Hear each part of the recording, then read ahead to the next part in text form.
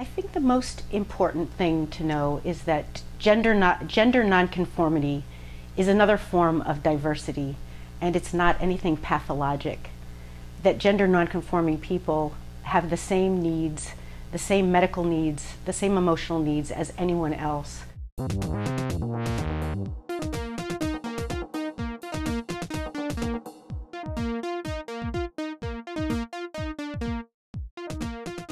transgender individual would be someone born in an assigned gender that does not match their gender identity.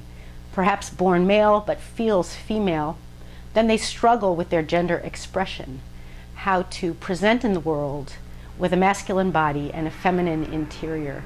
Being transgender is not about genitals. It's about how someone perceives themselves inside, their sense of themselves in the world as a gendered person. I don't think anyone chooses to be trans. That was a similar thing people would say, why would anyone want to be gay? But it's not something people choose. It's something inherently part of someone's makeup.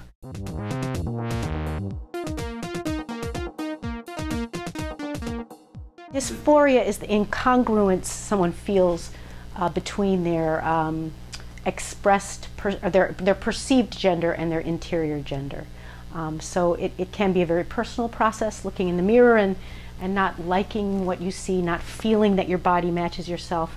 And yes, it can be worsened by being out in society where people are marginalized, bullied, attacked, even killed.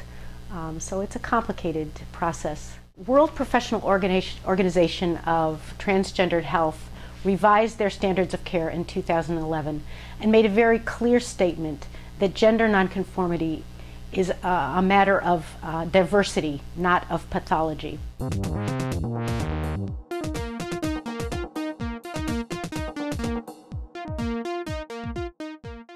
The new DSM-5 is coming out in May, and there have been changes to that depathologize the process. Now the new language will say that gender diversity is not itself pathological, but it can produce gender dysphoria. Dysphoria is sadness, incongruence, and that, in fact, is something that causes enormous pain and can be treated. So to identify the dysphoria as the problem rather than the gender variance.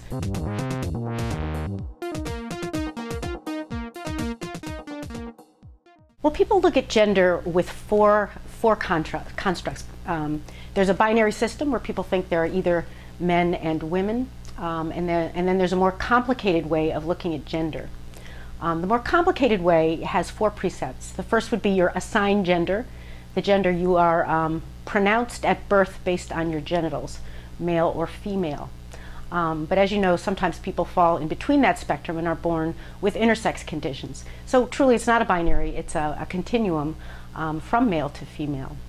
The next is gender identity, and that is very much inside, what gender you feel inside yourself, who you are. And that is not necessarily linked to your assigned gender. It certainly can be, but you can be assigned male but feel inside that you're female.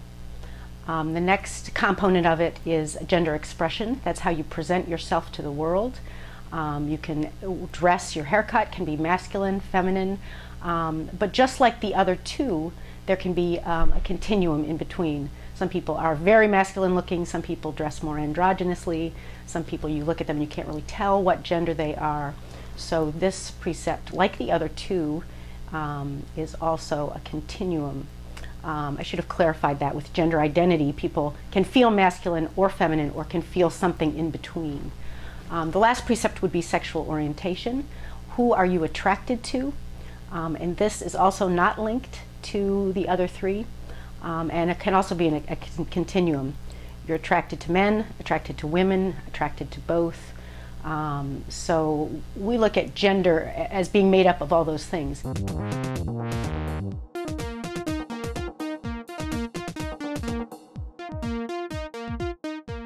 In my practice, I have people of all ages coming. I have a couple of 9-year-olds who are in that fluid stage, and the parents are concerned as they seem very persistent in their cross-sex behavior, and we're just watching them until they get to puberty.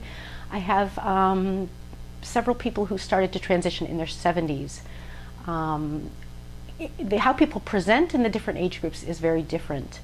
The older individuals have lived in a society that was much more marginalizing to them, a lot more shame, a lot more feelings of regret, more sadness. I think truly it would have been very difficult for them to come out and transition in their younger days. So it's complicated for them, but still a very joyful process, and I enjoy the older people very, very much. The younger ones who come in, 20s, are often very straightforward. They sometimes don't have much gender dysphoria at all. They haven't been particularly distressed by their experience. They perceive themselves to be, for example, a female-bodied person perceives himself to be male, has come out to all of his friends, changed his name, a lot of social media stuff, and friends, family tend, not all of them, but many have had an experience of acceptance.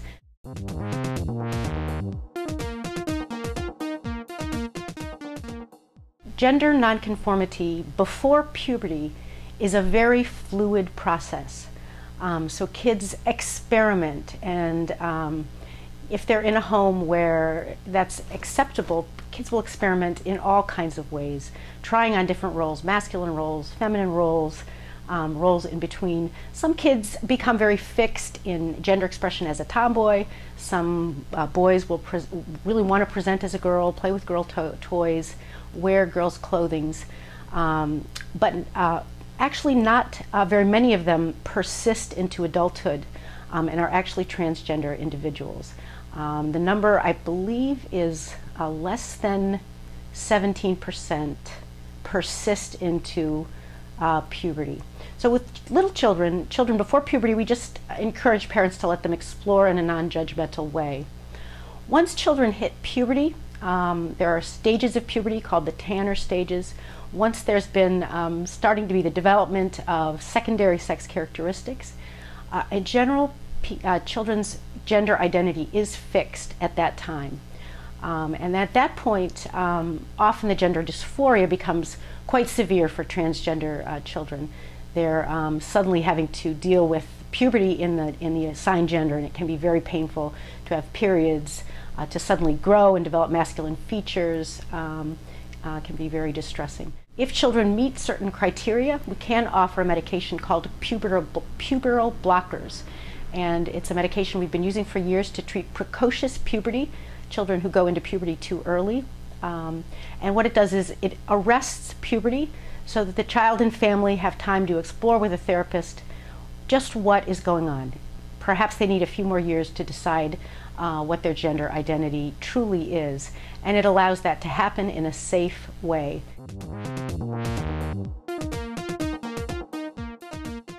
One of my hopes is that we can, over the next few years, train a whole new cadre of doctors, nurses, and providers in the basic skills required to care for this population. For me, watching someone come to terms with trying to find their authentic self has been a very beautiful, beautiful experience. Sometimes people compare it to being a midwife or being an obstetrician and going through a pregnancy and birth of a child.